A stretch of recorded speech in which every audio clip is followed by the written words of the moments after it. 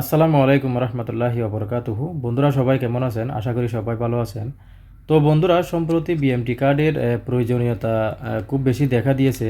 তো এই কার্ডটা আপনি কিভাবে খুঁজে বের করবেন, আমি এই ভিডিওতে সম্পূর্ণ প্রসেস আপনাদেরকে দেখিয়ে দিচ্ছি। কারণ এই কার্ডটা যদি আপনার থেকে থাকে তাহলে আপনি দুইটা বিষয়ে আপনি উপকার পাবেন। বিদেশে আসার ক্ষেত্রে প্যাকেজিংয়ের ক্ষেত্রে আপনি ডিসকাউন্ট পাবেন, এবং অন্যটি হচ্ছে আপনি যদি বিদেশ থেকে যদি দেশে যান তাহলে আপনি মোবাইলের ক্ষেত্রে ৩টা মোবাইল আপনি অনায়াসে নিতে পারবেন যদি আপনার বিএমটি কার্ড যদি থেকে থাকে। তো চলুন বন্ধুরা, এটা কিভাবে বের করবেন আমি এই ভিডিওতে আপনাদেরকে দেখিয়ে দিচ্ছি। তো বন্ধুরা সর্বপ্রথম গুগল ক্রোমটা ওপেন করে নেবেন। তো ওপেন করার পর তো এখানে দেখতে পাচ্ছেন সার্চ বার। তো সার্চ বারে আপনি টাইপ করবেন RAIMS। তো দেখতে পাচ্ছেন অলরেডি র্যামস ও ইপি গভ বিডি এই অপশনটি চলে এসেছে। তো এখানে ক্লিক করে দেবেন। ক্লিক করে দেওয়ার পর এখানে উপরের অপশন যেটা আসছে ওইপি র্যামস, তো এই অপশানে ক্লিক করে দেবেন পুনরায়। তো বন্ধুরা উপরের অপশনটিতে ক্লিক করে দেবেন। ক্লিক করার পর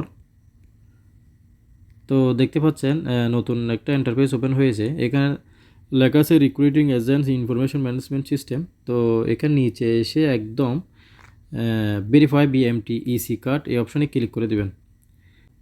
এখানে দুইটা অপশন দেওয়া আছে, একটা হচ্ছে এন্টার পাসপোর্ট নাম্বার, একটা হচ্ছে রাইট ক্যাপচা কোড। তো আপনার পুরাতন পাসপোর্ট দিয়ে আপনি প্রবাসে আসছিলেন, ওই পাসপোর্টের আপনি নাম্বারটা এখানে বসিয়ে দিবেন। তো আমারটা আমি বসিয়ে দিচ্ছি।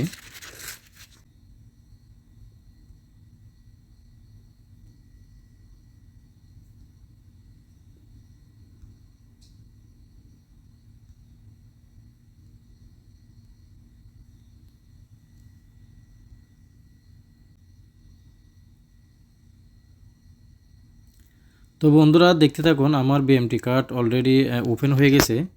তো এটা হচ্ছে আমার বিএমটি কার্ড। তো এখানে দেখতে পাচ্ছেন উভয় পৃষ্ঠা এখানে দেওয়া আছে আমার নাম।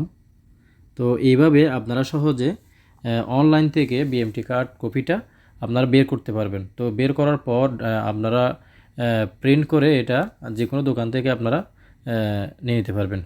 তো বন্ধুরা সবাই ভালো থাকবেন, সুস্থ থাকবেন। আসসালামু আলাইকুম রহমতুল্লাহি ওবরাকাতুহু।